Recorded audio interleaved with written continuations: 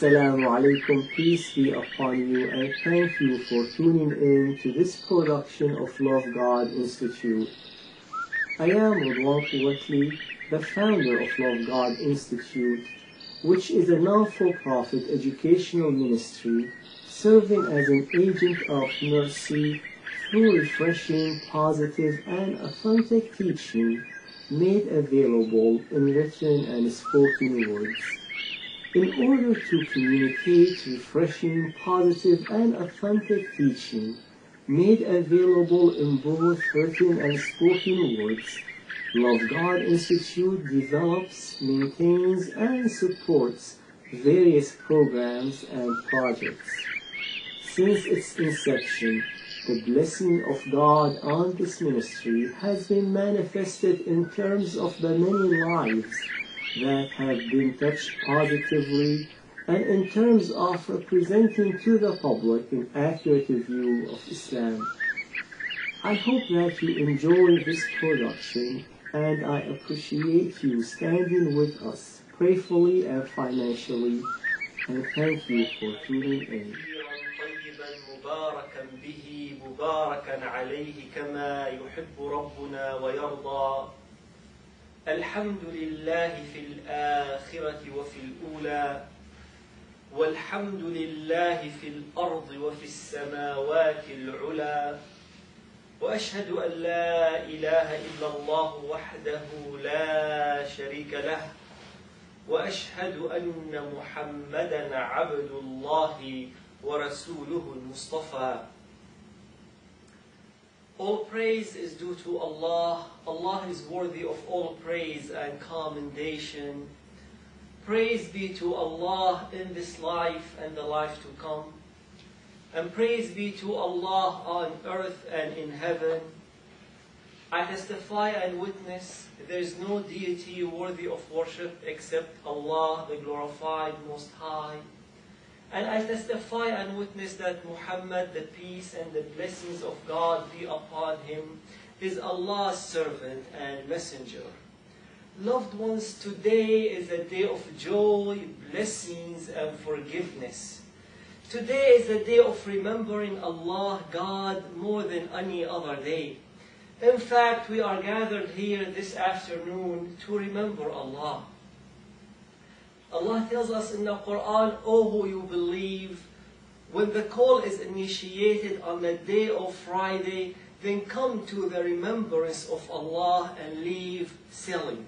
When the call is initiated, summon us to come and participate in this wonderful act of worship.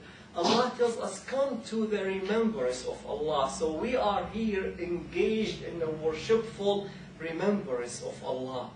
We're not sitting here to satisfy a formality.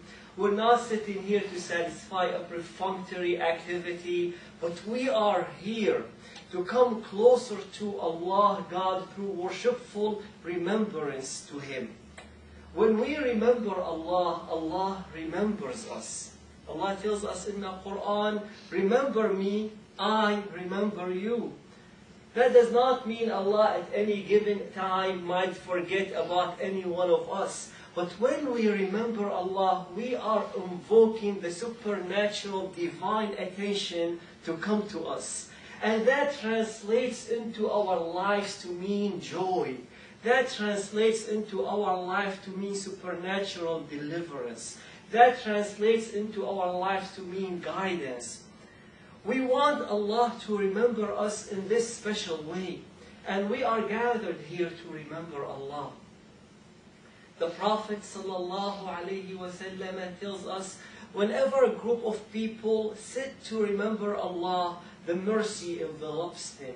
The tranquility descends on them. Angels surround them, and Allah speaks highly of them to the heavenly host.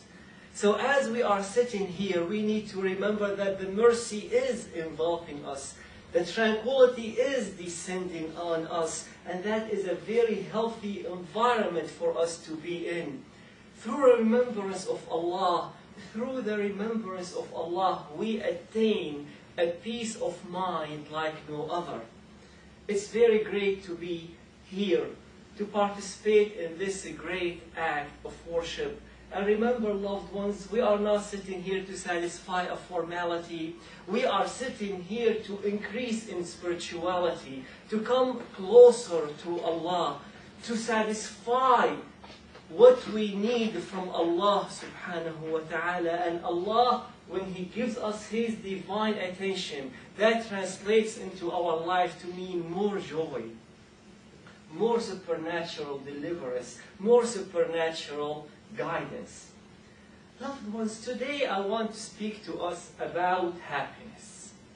And people do so many things in their pursuit of happiness. Some people deprive themselves from food in their pursuit of happiness. And some people overeat and drink in their pursuit of happiness. Some people get married and live a good family life in their pursuit of happiness. And some people live in a total moral laxity in their pursuit of happiness. But everybody wants to be happy. For some, happiness is platonic. That is, it's something that is independent from any materialistic input. We have throughout the history of humanity ascetics who try to attain happiness through self-denial. And for many, happiness is the accumulation of pleasures and satisfying experiences. The more, the better. But we know that the accumulation of pleasures by themselves do not yield satisfaction. And you try, and you try, and you try, and you still don't get no satisfaction. But why? Why is that? Are we really supposed to be happy in this life? I mean, is it really? Do you buy that? Do you buy the idea that we are supposed to be happy in this life, or as if it were into this world we are thrown like a dog without a bone riding on some kind of storm? Or are we really supposed to be happy in this life? Are we supposed to expect the good times to roll into our lives? Well, I think yes. I think God, Allah, the glorified, Most High, the merciful, the mercy giver, the good God He is, wants us to be happy. He tells us in the Quran 16:97, we will give a good life to any believing man and a woman who does good deeds. So if we are to be receiving this good life from God, good life will make us live a happy life. And if somehow I can take this Quranic verse, this is the formula of happiness, and put it in a pill format and sell it, I think I will be making a good hit financially. But for some reason we cannot take that verse and put it in a pill format. If any doctor can do that, let me know. I'll have a partnership with you.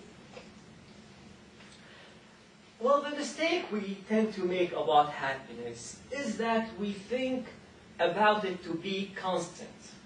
And it's not. Rather, it's a mental state that is characterized by emotions ranging from contentment to occasional intense joy. And sometimes it might be interrupted by finding yourselves in the slums. But even if you find yourself in the slums, you have the ability by faith in Allah, by believing in the promises of Allah, to come out of it. This faith, loved ones, gives you a sense of buoyancy. It gives you the ability to come out of it, to get yourself out of it, as if it were to resurrect yourself out of it. So happiness is not something that is constant. Over the next few weeks, God willing, inshallah, I will be talking about happiness and the ingredients of happiness. Because to me, happiness is not made of one element, but rather it has many elements that come together to make happiness.